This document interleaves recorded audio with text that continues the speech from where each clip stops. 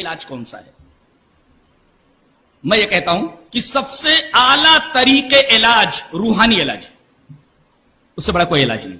میری مراد روحانی علاج سے یہ نہیں ہے کہ نام نہاد عاملین اور جھوٹے باباؤں کے در پر جا کر دریوزہ گری کرنا اور وہاں جا کر کے اپنے ایمان کو، اپنے وقت کو، اپنی انرجی کو، اپنی طاقت کو برباد کرنا۔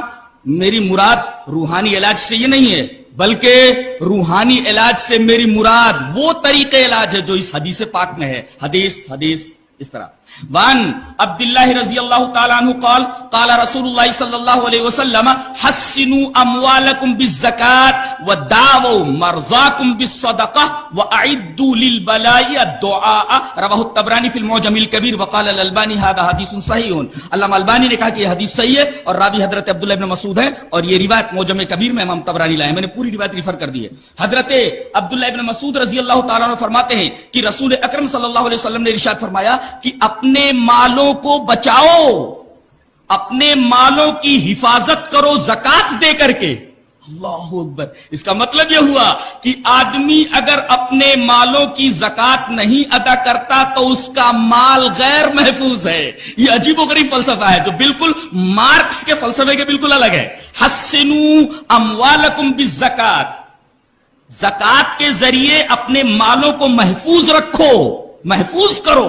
اس کا مطلب اگر آدمی اپنے مالوں کی زکات نہ نکالے تو اس کا مال غیر محفوظ ہو جاتا ہے۔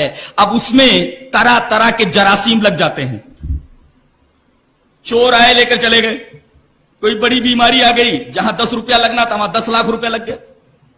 تو حسنوا اموالکم بالزکات، اپنے مالوں کو زکات دے کر کے محفوظ کرو۔ یہ پہلا ٹکڑا ہے، خدا کی قسم آب ذری سے لکھے جانے کے لائق ہے۔ اور دوسرا جملہ وَدَاوَوْا مَرْضَاكُمْ بِالصَّدَقَةِ، اور اپنے مریضوں کا روحانی علاج کرو صدقہ دے کر کے۔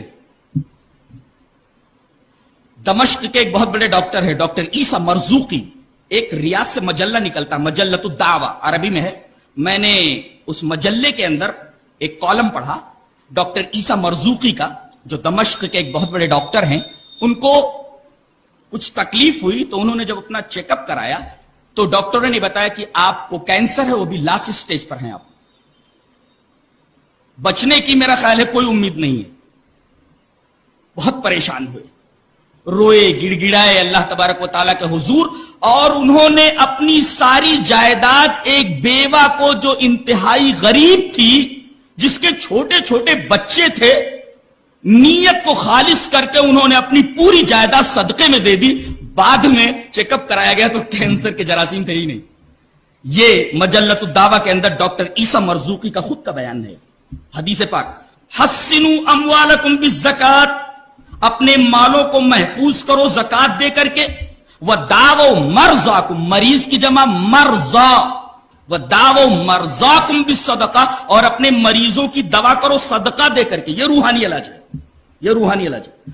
اور وَأَعِدُّوا لِلْبَلَاءِ الدُّعَاءَ، بلائیں آنے والی ہو تو ان کی تیاری کرو دعا کے ذریعے۔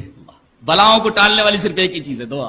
وَأَعِدُّوا لِلْبَلَاءِ الدُّعَاءَ، بلاؤں کی تیاری کرو دعا کے ذریعے، دعا کے لحاظ کرو۔ تو سب سے اعلیٰ طریقہ علاج روحانی علاج ہے، اور روحانی علاج سے میری مراد وہ طریقہ علاج جو اس حدیث پاک میں بتایا گیا کہ زیادہ سے زیادہ اللہ کی راہ میں صدقہ دیا جائے، تھوڑا روحانی علاج۔